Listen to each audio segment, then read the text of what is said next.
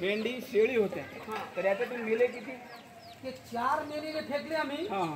पण अजून समजा वाहून 7-8 शेळ्या माझ्या आल्या होत्या. म्हणजे त्यांनी जेवढे वाचवण्याचा प्रयत्न केला तेवढं त्यांनी वाचवलं आणि काही वाहून गेले. एक मसड गेली, एक म्हैस गेली, एक मसड गेली, एक गेली. हो एक मसड गेली. एवढं नुकसान झालेलं आहे बघा. आणि त्याच्याबरोबर त्यांच्या मेंढी वगैरे गेल्या ते त्यांनी मोजल्या नाही. कोंबड्या बिंबड्या लई गेल्या, कोंबड्या त्यांच्यामध्ये सगळं गेल्या. फक्त जेवढं त्यांनी वाचवण्याचा प्रयत्न केला काही वाचवलं त्यांनी, बाकी मग पाऊस जास्त असल्यामुळे काय वाचू शकले. इकडे बघा हे एवढं हे इथपर्यंत पाऊस होता. बघा तिथपर्यंत पाऊस होता आणि काय वाचणार आहे पाणी होतं सगळं. भीतीवर उभा राहून काय मेंढरा. आता तिथं बघा शेती आहेत, शेती मेंढरा आता सोडले 4-5 मेले. किती 10-12 गेले, किती गेली मोजले नाही. हा मोजले नाही अजून.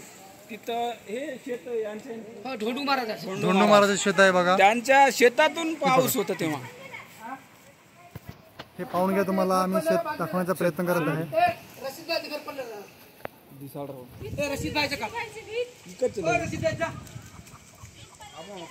कॅमेरामॅन ऑरेंज चालू ही व्हिडिओ देखत 15 मिनिट काय बघा. रशीद भाऊचं घर बघत आहे आपण. बघा हे किती नुकसान झालेलं आहे. इथपर्यंत पाऊस होता. त्यांचं घर हे सगळं पडलं. हे बघा आता काय करणार माणूस, जीव वाचवणार की घर वाचवणार. घरामधलं पूर्ण धान्य गेलेलं आहे. हे इकडं तर सगळं वाहून गेलं, पूर्ण काय नुकसान झालं. हा फोटो काढू. घरे में नुकसान देखो मग लेल दो नाही तर लेल दो हे वाचवल्यानंतर यांनी इकडं आणून बांधलेलं आहे.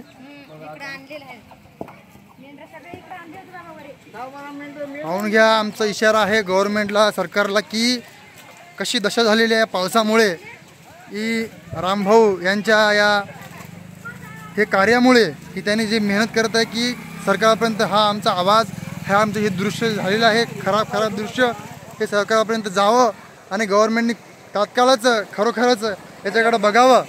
तो शेत आहे तेव्हा त्या शेतातून ते लोक जात आहेत ना इथं, तिथून पाऊस होता एवढं भरपूर, सगळं भरून लोकांचे सगळं शेत वाहून गेलेलं आहे.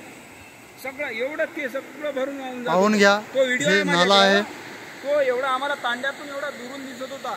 हे 700 ते 800 मीटर पासून जवळ वाटत होतं. हे बघा लोकांच्या घरावरचे पत्र आज पाहून घ्या.